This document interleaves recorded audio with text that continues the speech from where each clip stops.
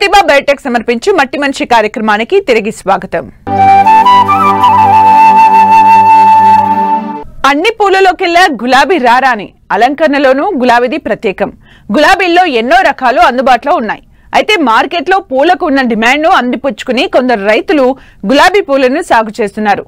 ఒకసారి నాటితే 5-6 ఏళ్ల పాటు దిగుబడి వచ్చే గులాబీ పూల సాగులో ఎలాంటి యాజమాన్య పద్ధతులు పాటించాలో రైతులకు తెలియజేస్తున్నారు రాజేంద్రనగర్ పూల పరిశోధనా స్థానం శాస్త్రవేత్త గద్దె జ్యోతి.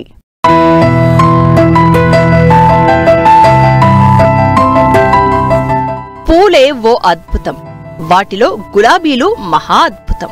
ముళ్ళున్న ముద్దొచ్చే గులాబీ లేకుండా పండుగైనా పూజైనా ఉత్సవమైనా జరిగేనా? సౌందర్య సాధనాల తయారీలోనూ దీనిది ప్రత్యేక స్థానం. ఇటీవలి కాలంలో గులాబీ సాగు వాణిజ్య రూపును సంతరించుకుని రైతుకు లాభాలు పండిస్తోంది.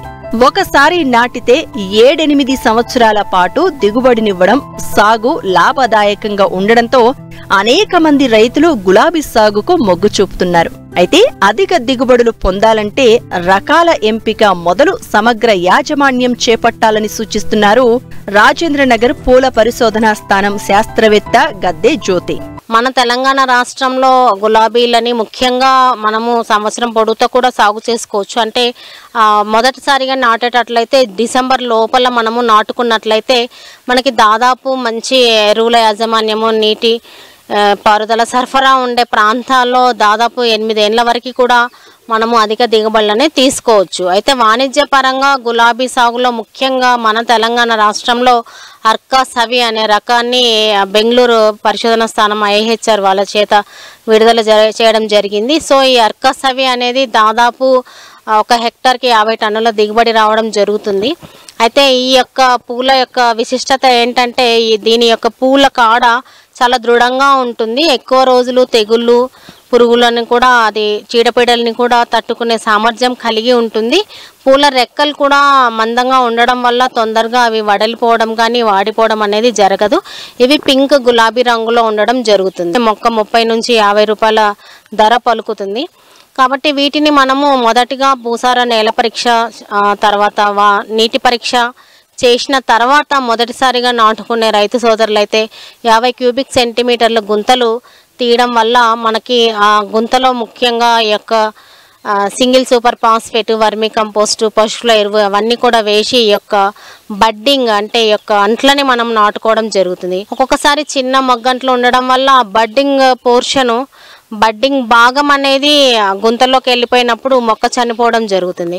కాబట్టి రైతు సోదరులు ముఖ్యంగా గుంతలు తీసి మొదటిసారిగా మొక్కల్ని నాటేటప్పుడు ఆ యొక్క మొగ్గ కట్టిన అంటు భాగము భూమి ఉపరితలం నుంచి 10 సెంటీమీటర్ల పైకి ఉండేలాగా చూసుకోవాలి. కనీసము మొక్క యొక్క వయసు 6 నెలల పైన, అంటే 8 నెలల నుంచి మనము పూతకు వదలాలి. ఆ విధంగా ఒక్కొక్కసారి ఒకే కొమ్మకి చాలా మొగ్గలు రావడం జరుగుతుంది. అలాంటి ఎక్కువ మొగ్గలు వచ్చినప్పుడు పూల పరిమాణం చిన్నగా అవుతాయి. కాబట్టి కొన్ని మొగ్గల్ని త్రుంచి వేయడాన్ని డిస్బడ్డింగ్ అంటారు. అలా చేయడం వల్ల కూడా మనకి నాణ్యత గల పెద్ద సైజు గల పూలకి ఎక్కువగా మార్కెట్లో గిరాకీ ధర రావడం జరుగుతుంది. కొమ్మ కత్తిరింపులు అనేది గులాబీ సాగులో కంపల్సరిగా చేయవలసి ఉంటుంది. లేదంటే దిగుబడులు గణనీయంగా పడిపోవడం అనేది జరుగుతుంది. కాబట్టి ట్రైనింగ్ అండ్ ప్రూనింగ్ పద్ధతి అంటారు. అంటే మనము కోతానంతరము ఆ యొక్క కొమ్మల్ని కత్తిరించడం ద్వారా కొత్త ఇగుల పైన పూల మొగ్గలు తొడగడం జరుగుతుంది.